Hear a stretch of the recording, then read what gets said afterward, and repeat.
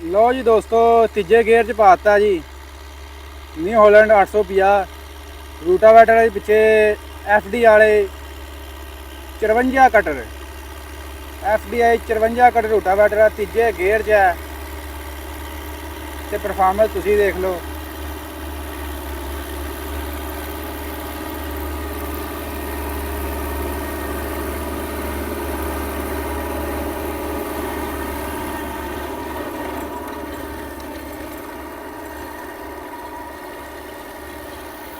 Tractor ਨਵਾਂ ਹੀ 15 ਕੁ ਘੰਟੇ ਚੱਲਿਆ ਵਾ। ਅੱਜ ਹੀ ਇਹਨਾਂ ਪੈਲੀਆਂ ਪੂਲੀਆਂ ਵਾਹੀਆਂ ਨੇ।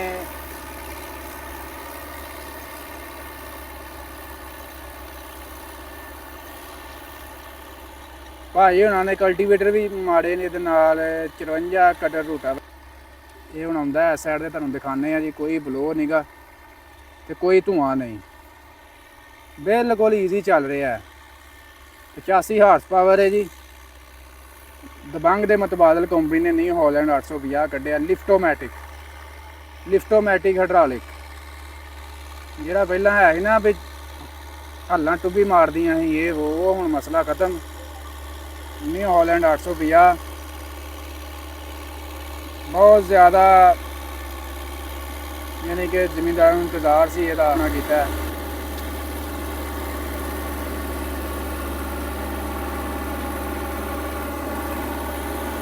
ਜਿਸ ਤਰ੍ਹਾਂ ਇਹ ਭਾਜੀ ਕੰਪਨੀ ਨੇ ਕਿਹਾ ਜੀ ਇਹਦੇ 'ਚ ਬੜੀਆਂ ਤਬਦੀਲੀਆਂ ਕਰ ਦਿੱਤੀਆਂ ਨੇ। 116 ਪਾਰਟਸ ਇਹ ਤਬਦੀਲ ਕਰ ਦਿੱਤੇ ਨੇ ਤੇ ਨਜ਼ਰ ਵੀ ਆ ਰਹੇ ਨੇ।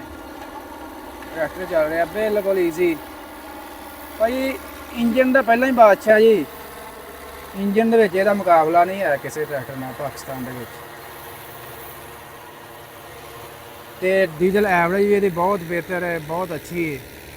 ਬਾਕੀ ਟਰੈਕਟਰਾਂ ਦੀ ਨਿਸਬਤ ਭਾਈ ਡੀਜ਼ਲ ਵੀ ਘੱਟ ਇਸਤੇਮਾਲ ਹੁੰਦਾ ਹੈ ਤੇ ਤੋੜਾ ਵੀ ਭਾਈ ਸਭ ਤੋਂ ਜ਼ਿਆਦਾ ਹੈਗਾ।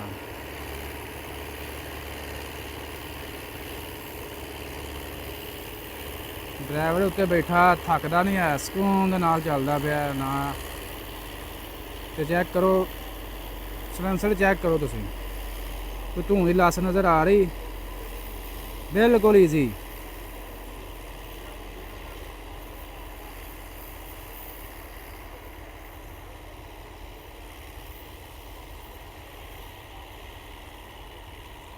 ਅਸੀਂ ਜੀ ਇਸ ਟਾਈਮ ਮੌਜੂਦ ਹਾਂ ਜੀ ਜ਼ਿਲ੍ਹਾ ਨਨਕਾਣਾ।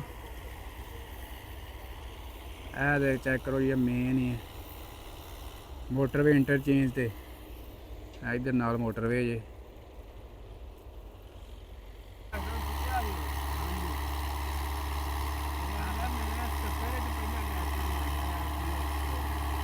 ਉਹ 5 ਲੱਖ ਇਲਾਕਾ ਸਾਰਾ